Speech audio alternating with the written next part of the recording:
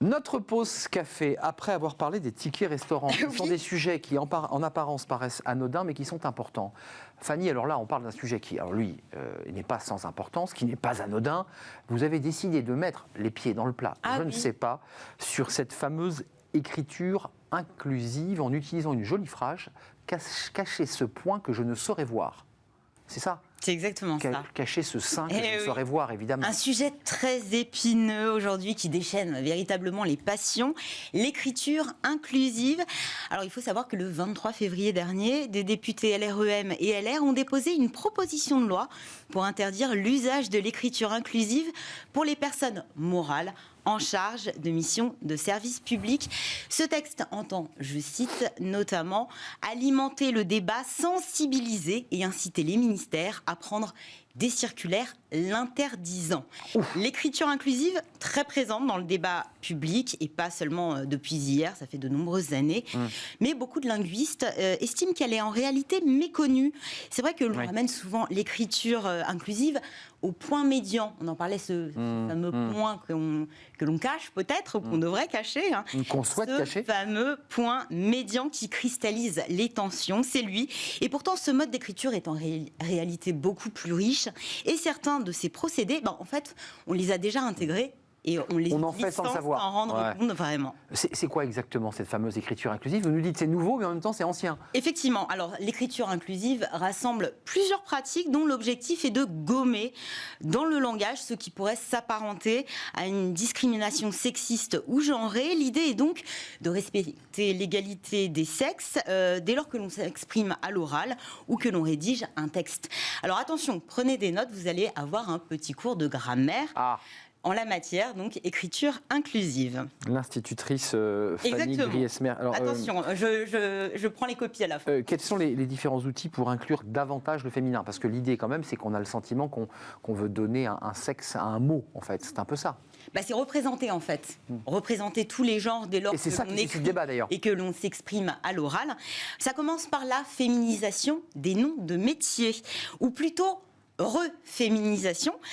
Oui, car jusqu'au XVIIe siècle, on dit autrice et doctoresse. Et la marquise de Sévigné, épistolière de l'époque, s'élève contre la masculinisation de ces mots voulus par l'Académie française, qui vient juste d'être créée. Il faut tout de même attendre 2019 pour que l'Académie française valide enfin cette féminisation, donc plusieurs siècles. On a également la double flexion. Et là, on parle bien de grammaire, rassurez-vous. C'est pas du sport, Exactement. C'est-à-dire la mention des deux genres, comme le général de Gaulle avec son fameux français, ou le président Emmanuel Macron, avec dans ses discours ces occurrences inclusives comme celles et ceux, ou encore toutes et tous. Ça, c'est la double flexion. Alors, autre mot de vocabulaire, on aime bien le vocabulaire dans la chronique Pause Café de Fanny, c'est l'écriture épicène. Épicène, ça consiste à utiliser des mots neutres pour désigner un groupe comprenant des femmes et des hommes. C'est le masculin qui remporte en grammaire. Alors attendez, on va y venir. Non, là c'est neutre, c'est-à-dire par exemple, je vais parler des partisanes et partisans de l'écriture inclusive, et pour éviter ce recours justement à la double mention des genres, je vais utiliser le mot pro, qui est un mot neutre. Spécialiste, je pourrais dire, qui est neutre également. Exact, j'avais un peu anticipé, parce que c'est qu'en grammaire, on vous tape sur les doigts en vous disant c'est le masculin qui remporte, c'est la petite règle qu'on s'invente. C'est la règle. Là, vous dites c'est fini, là on réefface tout, de nouveau on passe au neutre. C'est ça. Alors, la fameuse règle qu'on a tous apprise à l'école, l'intitulé même pose problème, le principe aussi. Alors, certains, ils préfèrent l'accord dit majoritaire, où le genre le plus représenté l'emporte. On écrira alors Arnaud et ses équipes sont partis IES plutôt que sont partis IS. Parce que le équipe, qui est féminin, est plus proche du verbe. Et même s'il n'a que des hommes dans son équipe. Eh oui, mais le mot est féminin, équipe. Eh oui, vous voyez que ça commence à partir. Et si aucun genre ne l'emporte en quantité, attention, on peut préférer l'accord dit de proximité. Alors, c'est ce que je disais. Je m'embrouille. Vous voyez que c'est compliqué, l'écriture inclusive. Même Fanny Griesmer s'en sort pas. Parce que, alors, pour le coup, dans l'exemple que j'ai utilisé avant, il y avait l'accord dit majoritaire, mais également de proximité. Quand je parle de proximité, par exemple, vous allez dire dans les prochaines semaines et mois, mais si vous voulez dire dans les prochaines mois et semaines. Ça marche pas. Ça marche pas. D'accord. Les prochains mois et semaines, on va dire les prochaines semaines et mois. Avant de parler du point médian, quand même beaucoup, là, vous qui nous regardez, qui écoutez la chronique et qui allez la réécouter pour découvrir tout ça. Oui, pour prendre des notes. Pour là, prendre quelques notes, on se dit, mais à quoi ça sert tout ça quand même, hein. Dernier point. Non, mais le point médian, c'est celui. C'est le point médian. Ah, ce fameux point médian. C'est celui-ci qui cristallise. Mais oui, c'est ça, c'est celui qui amène beaucoup de débats, hein. Alors, il s'apparente en fait pas mal à l'usage des parenthèses qu'on pouvait trouver dans les documents administratifs. Oui. Il vise à montrer à la personne qui lit ce document ou à laquelle on s'adresse Oui. que finalement la formulation peut désigner un homme, une femme, voire plusieurs personnes. On la retrouve aussi sous forme de tiret ou de slash. Vous voyez, d'ailleurs on va peut-être le remettre l'exemple à l'antenne. On a comédien, comédienne, donc voilà, vous voyez que le masculin est séparé avec des petits, ce sont des petits points en réalité. Comédien.ne.s. Ça se corse, hein, dès lors qu'on utilise un autre mot comme spectateur, qui devient au féminin spectatrice, et on écrit spectateur.ris.s. C'est n'importe quoi. Ça devient Parce compliqué. que évidemment, on a remarqué que le T avait disparu. Exactement. Donc c'est en plus grammaticalement, c'est faux. Alors point, slash ou la barre oblique ou un point. C'est ce que entend porter l'écriture inclusive. Ouais. Alors vous l'avez compris, il y a plusieurs façons d'utiliser le langage inclusif à l'oral comme à l'écrit. Certaines sont plutôt admises, hein. D'autres plus nouvelles, ce sont elles hein, qui créent des réactions quasi épidermiques. Certains pointent notamment les difficultés à l'appliquer, aussi des difficultés en fait, à l'acquérir tout simplement. On pense aux cours de français dans les écoles primaires. Quand d'autres n'y voient pas un péril mortel pour la langue française. Mais en fait, la différence finalement entre les deux camps, c'est qu'ils n'adhèrent pas au même postulat de base. Je m'explique. Pour les pros écriture inclusive, la langue façonne la réalité. Et donc, pour changer la réalité, il faut inclure davantage les femmes. Par exemple, une petite fille qui apprend à l'école qu'il y a des pompiers et des pompières, elle pourra davantage se projeter dans le métier. À l'inverse, on a les antis. Alors, c'est pas moi, hein, c'est les pros, en tout cas, écriture inclusive. Pour les antis, c'est l'inverse. C'est la réalité qui façonne le langage, et réformer le langage est superficiel tant qu'il n'y a pas des effets effectifs, tant que la société ne change pas, en fait. Hein. Bref, c'est la poule et l'œuf, ou l'œuf et la poule, vous choisirez. C'est cela. Voilà. En tout cas, c'est très compliqué. En ce moment, et depuis toujours, il n'y a pas vraiment de règles officielles en la matière en France. Il n'y a pas d'instance officielle, en fait, en charge d'édicter des règles concernant, et des règles surtout contraignantes en matière de langue et de langue française.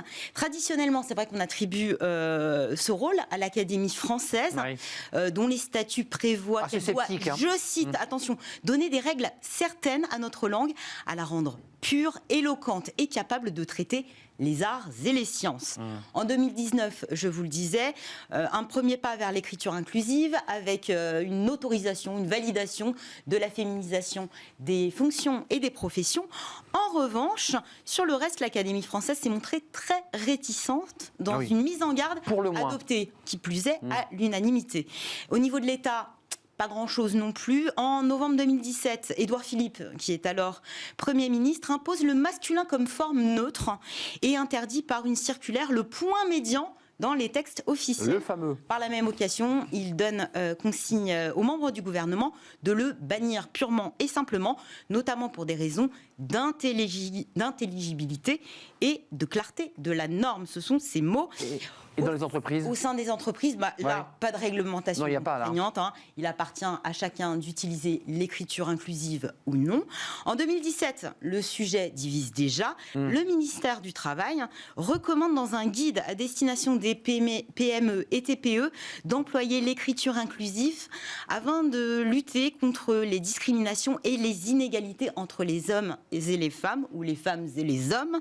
Une méthode parmi d'autres pour lever les freins liés aux stéréotypes et favoriser le développement d'actions en faveur de l'égalité professionnelle. Je suis allée voir aussi un petit peu sur pas mal de job boards au niveau des offres d'emploi, parce que là aussi on pourrait utiliser l'écriture inclusive. On en voit, on n'en voit pas. Je suis allée voir notamment sur le site de l'APEC, l'APEC qui édite un cadre juridique à destination des entreprises pour la diffusion des offres d'emploi sur son site. Dans ce document... Qu'est-ce qu'elle préconise ? Ce document stipule qu'il convient de rédiger le texte de l'offre et son intitulé sans que son contenu soit orienté sur le sexe du candidat recherché. Les entreprises sont invitées à vérifier que les termes intègrent bien le masculin et le féminin. Pas de discrimination. Dans ce document, On notera la mention écriture inclusive qui est mise entre parenthèses, on peut le lire noir sur blanc. On donne aussi pas mal d'exemples sur ce document qui intègre bien sûr le point médian, par exemple infirmier, infirmière avec le point. Et par ailleurs, notez aussi que la mention FH pour femme, homme est automatiquement ajoutée à la suite de l'intitulé du poste lors de la publication de l'offre sur le site de l'APEC. La bataille du point médian entre le gouvernement qui l'a supprimé et l'APEC qui le réintroduit, la longue bataille du point médian. On va le suivre de près, ce point médian, on ne va pas le lâcher. Hein. Oula, mais alors je pense qu'on n'aura jamais fini. On n'aura pas fini, mais ça sera peut-être l'objet d'une nouvelle chronique dans une pause café prochaine pour suivre un peu l'épopée de cette écriture inclusive, au moment d'ailleurs, faut-il le préciser, où nos jeunes sont de plus en plus souvent illettrés lorsqu'ils arrivent à l'emploi ou en difficulté scolaire. C'est vrai que ça pourrait corser Est-il nécessaire de complexifier tout cela? C'est un sujet que j'ouvre. On fait une petite pause, et pas une pause café, et on retrouve notre débat, un grand entretien aujourd'hui avec Elisabeth Chungui. Vous la connaissez, Elisabeth Chungui? Elle fut présentatrice de télévision, d'émissions culturelles sur TV5, sur France Télévisions. Elle est aujourd'hui en charge de la diversité, de la solidarité au sein du groupe Orange, plus de 140 000 salariés. Qu'est-ce que ça veut dire exactement? Quelle est sa mission? Quelle est son action? On en parle avec elle dans un grand entretien.